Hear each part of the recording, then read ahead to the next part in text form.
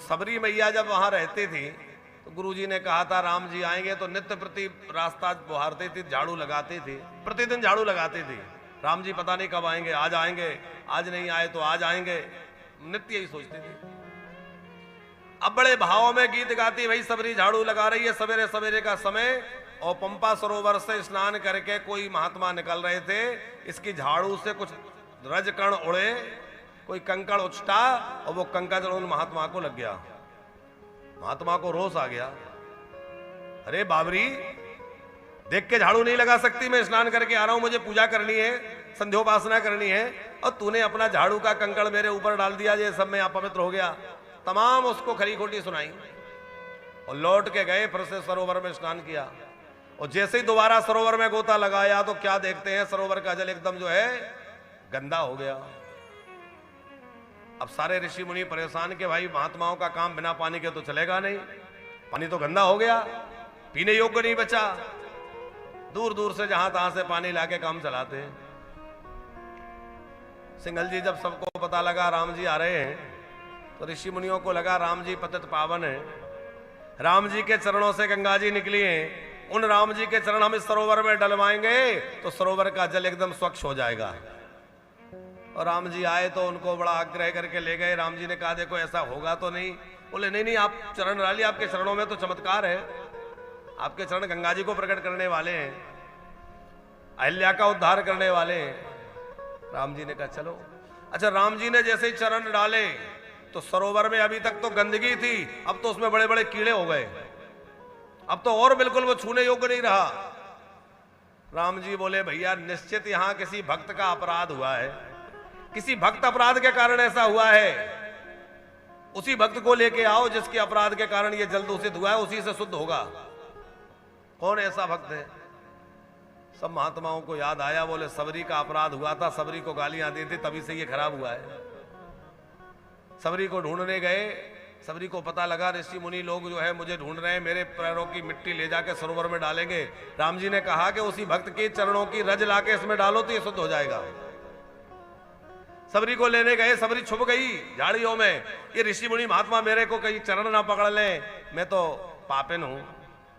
वो तो अपने आप को पापिन ही मानती हैं। सच्चा संत कभी ये नहीं कहेगा कि मैं बहुत बड़ा तपस्वी हूं, कि मैं इतना बड़ा भगत हूं, कि मैं इतना बड़ा सिद्ध हूं। क्या कहेगा? हमारे सूरदास जी के जैसे सूरदास बाबा कहते हैं कि मोसो कौने कोटेल खल कामी, मोसो कौने कोटेल खल कामी, जेहि तन दियो ताहि बिसरायो, जेहि तन दियो ताहि बिसरायो, ऐसो नमक हरामी, ऐसो नमक हरामी, कौने कुटिल खल कामी, मोसो कौने कोटेल खल कामी। जिसने ये तन दिया मैंने उसी को भुला दिया, जेहि तन दियो ताहि बिसरायो, ऐसो नमक हरामी, मोसो कौन कुटिल खल कामी। भक्त ये नहीं कहता कि मैं बहुत श्रेष्ठ हूं, क्योंकि ऐसी दीनता जब जीवन में आएगी तभी भगवान प्रसन्न होंगे।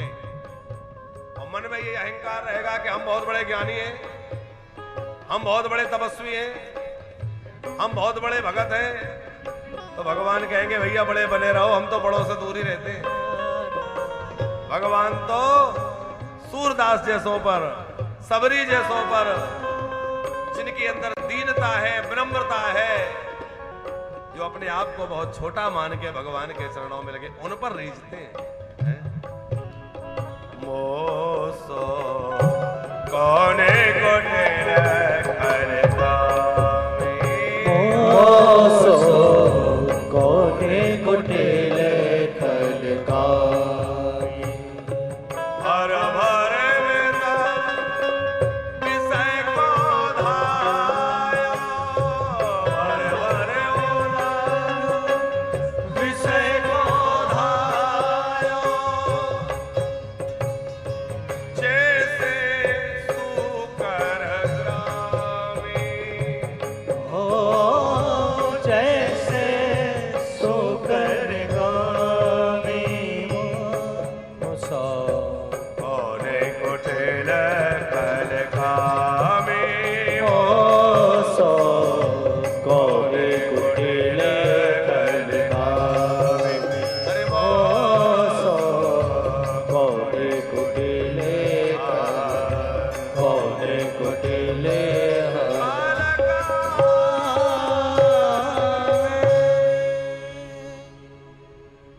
विचार करिए, सूरदास जी कोई खल है, कुटिल है, परम भक्त हैं, साक्षात कन्हैया सामने बैठ के इनके पद और रचना सुनते हैं, पर ये कह रहे हैं मोसो कौन कुटिल खल कामी।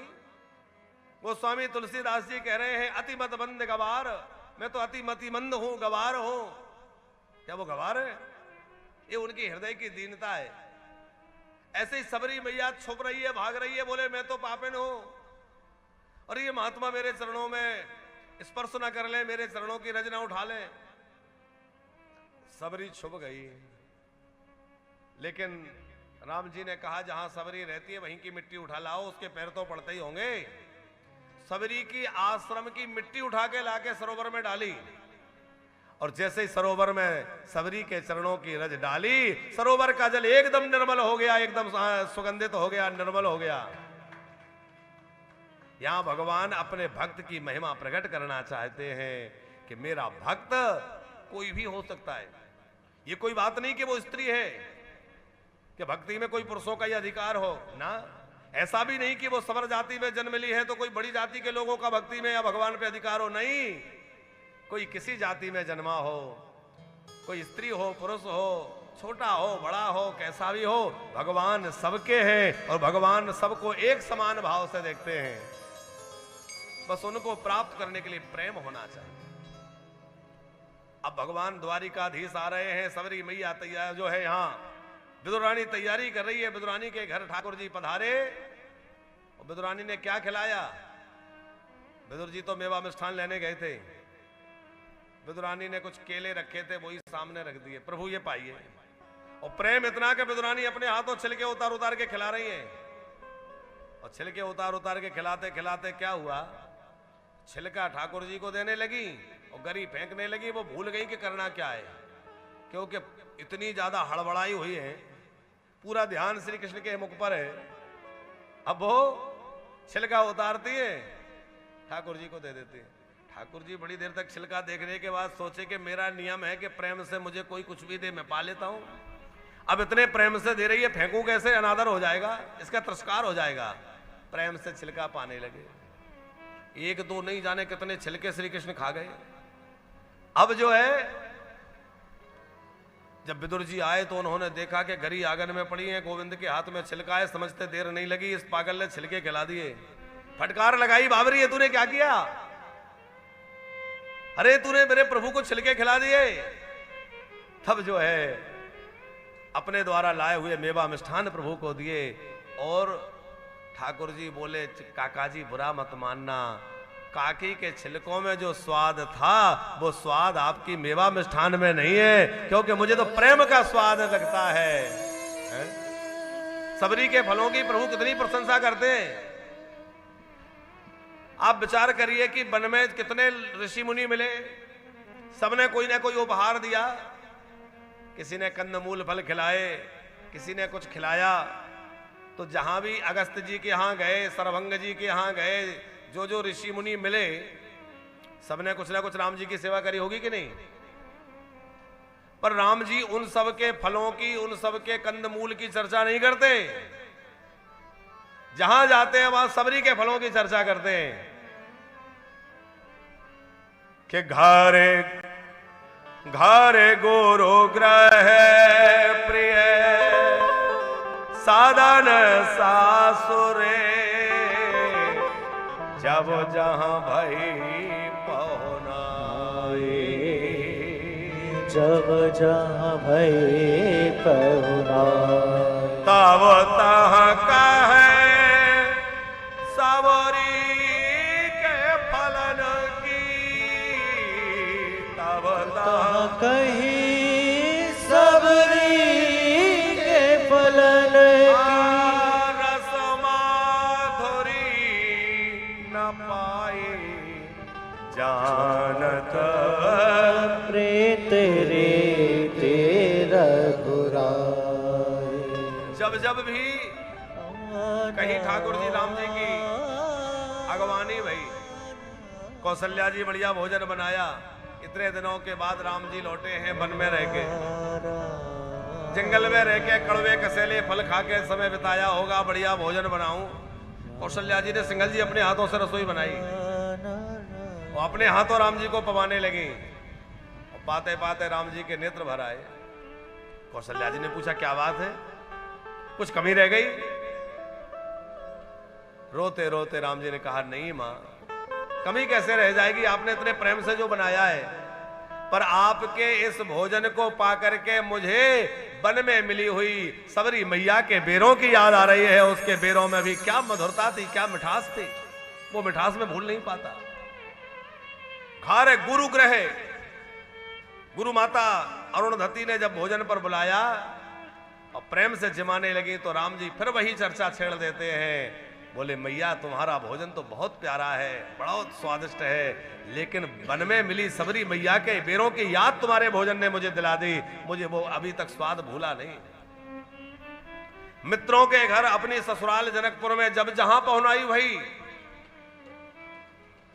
प्रिय सदन सासुरे, जब जहां भई पहुंचाई और तब तहां कह सबरी के फलन की रसी माधुरी न पाई, जानत प्रीत रीत रघुराई।